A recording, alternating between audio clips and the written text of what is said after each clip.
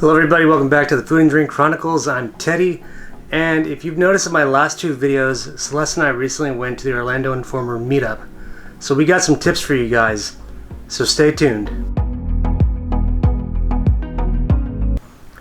So please don't forget to subscribe to the Food and Drink Chronicles. We feature travel reviews that will help you on your next trip.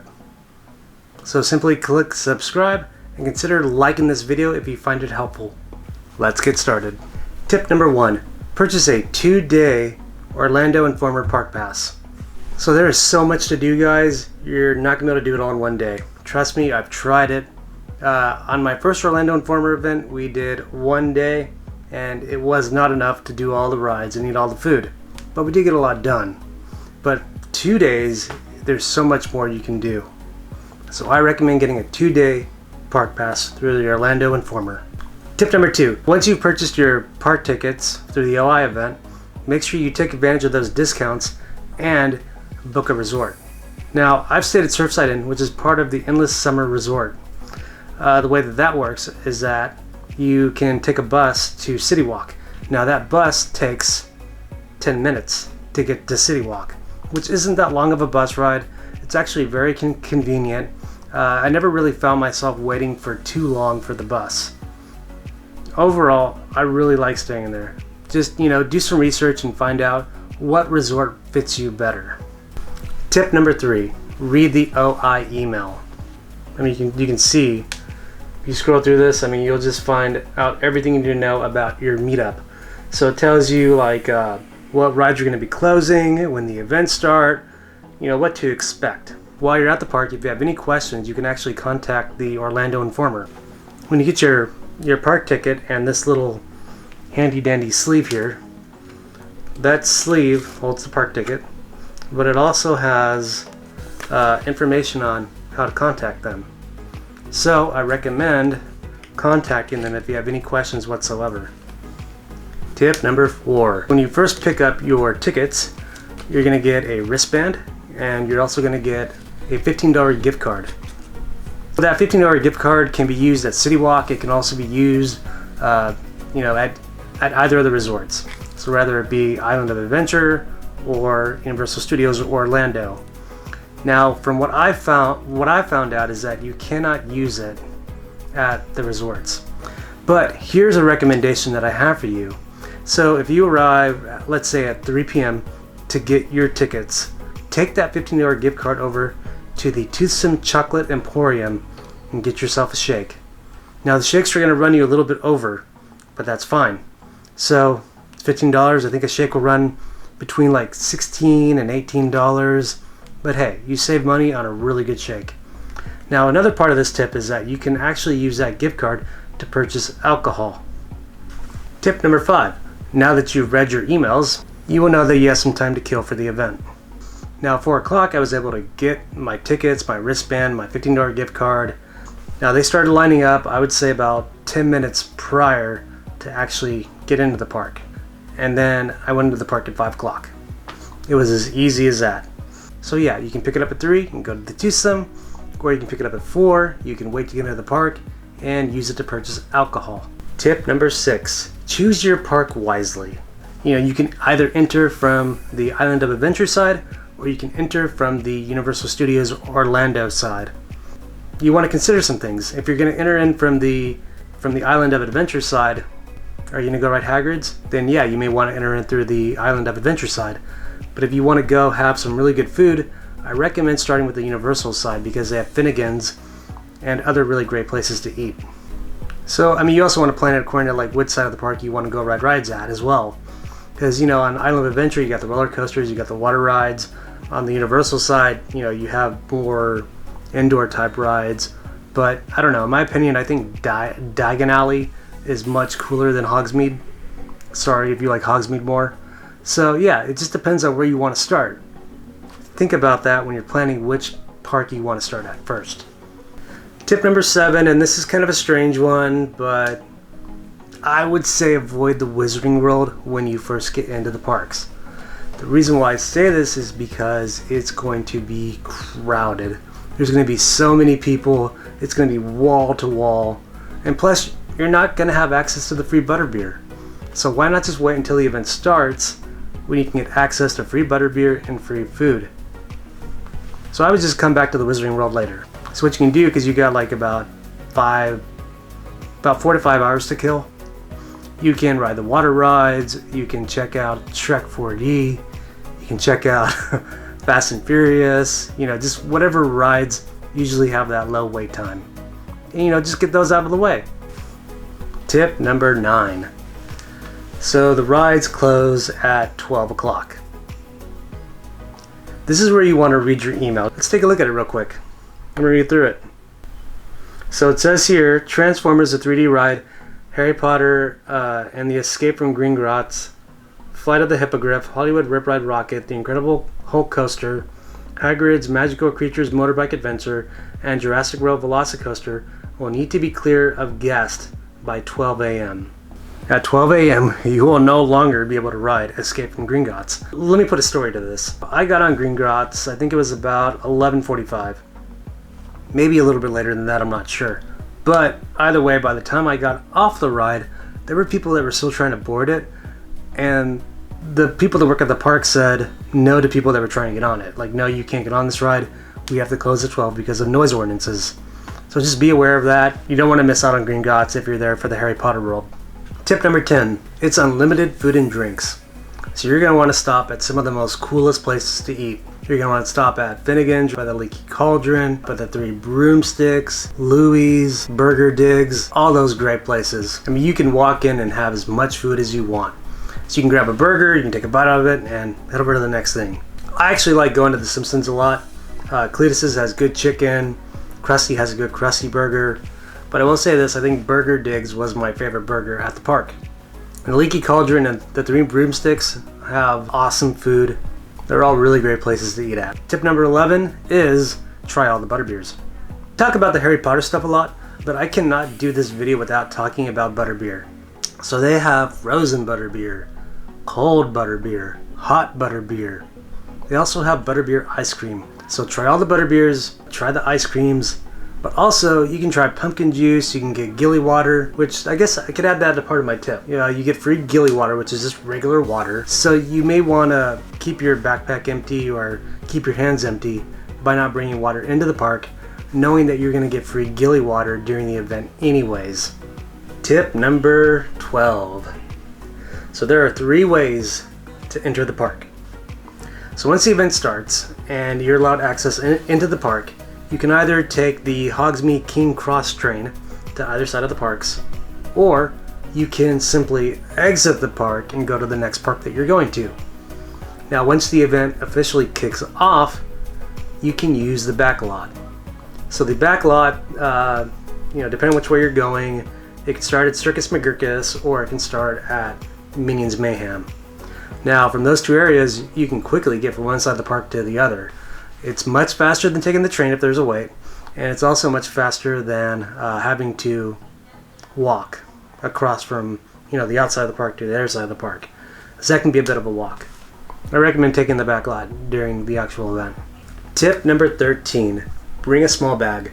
You can use your ticket to scan for a locker, because on most of the rides you're going to have to do that. If you do Escape from Gringotts, if you do the Forbidden Journey, you're going to need to scan your ticket to get access to a locker. This is the bag that I typically go with.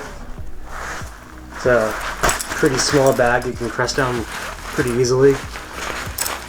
And this is the bag that my wife goes with. These 2 bags, believe it or not, somehow or another, they will fit into a small locker. I don't know how, but they do. The size bag that you don't want to bring is something like this. And let's do a comparison real quick. This is a small bag.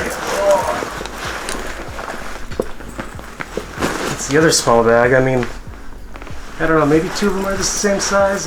I could probably fit these bags in this bag. So yeah, take something like this because it'll go through security a lot easier. And believe me, these little lounge flies and that other little bag that I bought from Universal, they can hold a wet weather poncho, they can hold chargers, they can hold neck fans, they can hold everything that you desire. These are good enough. Quick little note here though, so like I said, the wall lockers, the small ones are free. The bigger ones will cost you $2. Once you scan your ticket, it'll open up a locker. In order to access your stuff again, you have to scan your ticket in order to open up that wall locker at the end of your ride. Keep this in mind. If for some reason you lose your ticket, you're going to need to know what your wall locker number was. So what I usually do is I take a picture of the wall locker number just in case on the off chance I lose my ticket. If you lose your ticket, you can approach one of the workers there and they will open your wall locker for you. Tip number 14, dress accordingly. So for November and December, it's going to be kind of cold in Florida, believe it or not. It does get cold. Not necessarily cold enough for me, but my wife was cold. So it was about, I would say, 66 degrees for like the lowest temperature, which is kind of cool. But because not only does it get cold in Florida, but it also rains a lot. So I bring a wet weather jacket. I mean, this is actually a windbreaker that I got from Culture Fly. You know, this is simple and sufficient enough. Kind of knocks out two birds with one stone. It'll keep you, you know, like fairly warm, but also it'll, you know, bead water off. So really cool, easy to pack. It actually pulls up very nice, and it fits into my bag very well. Now the other thing you can do is you can get a wet weather poncho.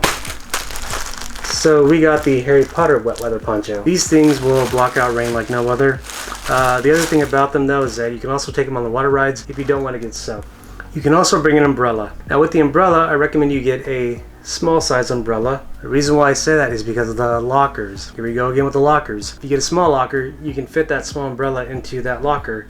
It doesn't matter though, if you get like the small locker or the big locker, you will not be able to fit a long umbrella into those lockers. So leave that umbrella at home. Take a small one. Tip number 15. If you plan on riding the Hulk, if you plan on riding Rip Ride Rocket, or if you plan on riding the Velocicoaster, you're going to go through a metal detector. Now, with the metal detector, you can have a watch on, as long as it's not, you know, as long as you don't have like a loose watch band. They don't want anything loose that can fly off. You can't have jewelry on like necklaces. You can't take your cell phone with you. Leave your cell phone in the wall locker. Now, what you can take with you is your park ticket, maybe like a small little holder if you have one, you know, but nothing metal, nothing huge. You can wear a belt, of course, just, you know, no loose change, no keys. It's very specific, so just pay attention to that. You know, just empty out your pockets, take everything out, put it in the locker, you know, give it to your friend or wife that doesn't want to ride the ride, and you'll be good to go. For the Velocicoaster, like, I would just, you know, put everything in my bag and I would hand it over to my wife because she didn't want to ride it, and I would get on the Velocicoaster like that. And it says it's a 15-minute wait to get on the Velocicoaster during the event. It really isn't. It's just having to wait in line to get into, you know, get through those metal detectors, as there's a lot of people that will kind of, you know, fatal funnel at those metal detectors to get in there.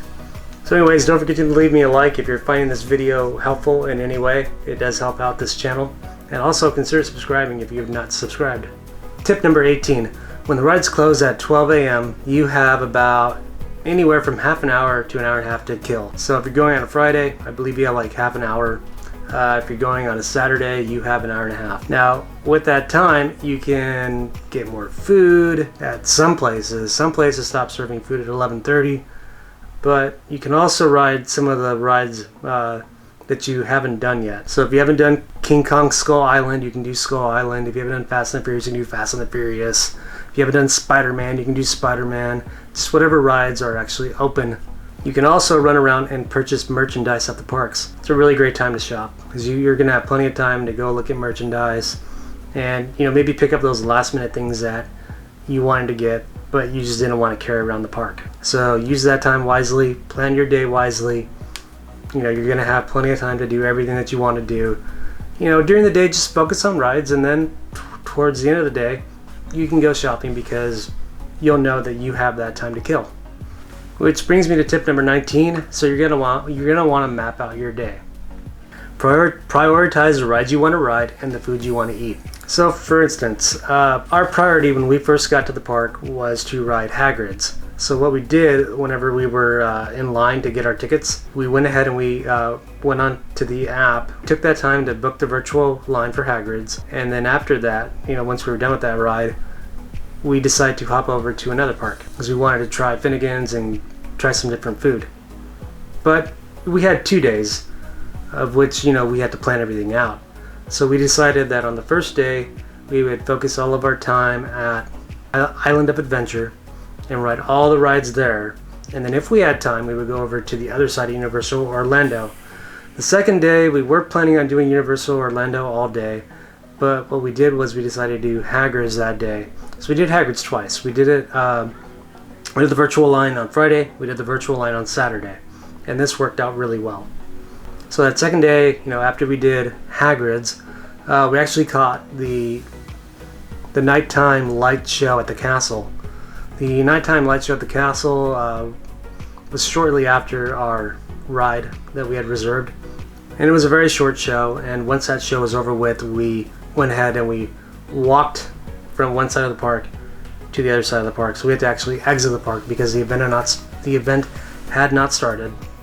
So we walked over and we started going to Universal Orlando.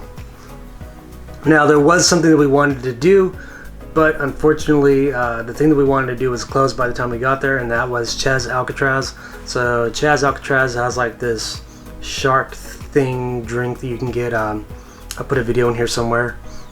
I want to do that again. I really wanted to do it for a second time and get that drink, but unfortunately by the time we got there, it was closed. So before I unveil my top 20, I just want to give a few honorable mentions to some things that you may want to do. Which brings me back to the Toothsome Chocolate Emporium. The Toothsome Chocolate Emporium is not just a great place to get a shake, it is a great place to eat food and to try different kinds of cocktails.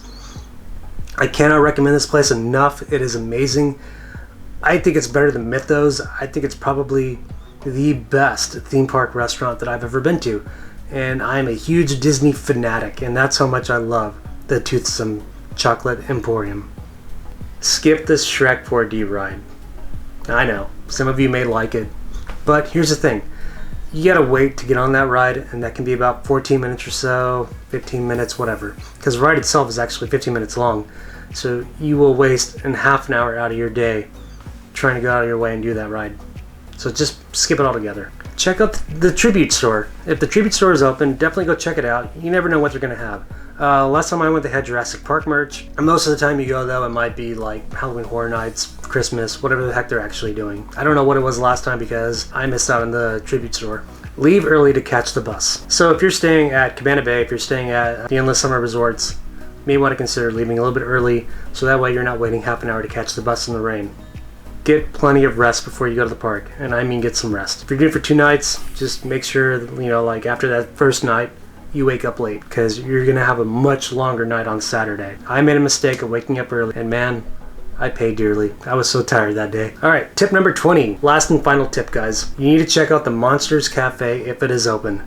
That is a cool place.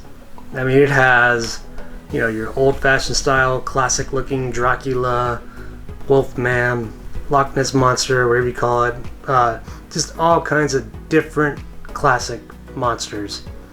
It's a cool cafe, and I don't know what food they were serving there because by the time I got there I was completely stuffed, but I had their crypt cookie. The crypt cookie was good. Bonus tip, guys, if on the off chance when you're at the Orlando Informer event and you read that OI email and it says we're having bite zones. Bite zones will take place with a $15 gift card. So you may not get that $15 gift card if there's a bite zone. If there's a bite zone, eat there first.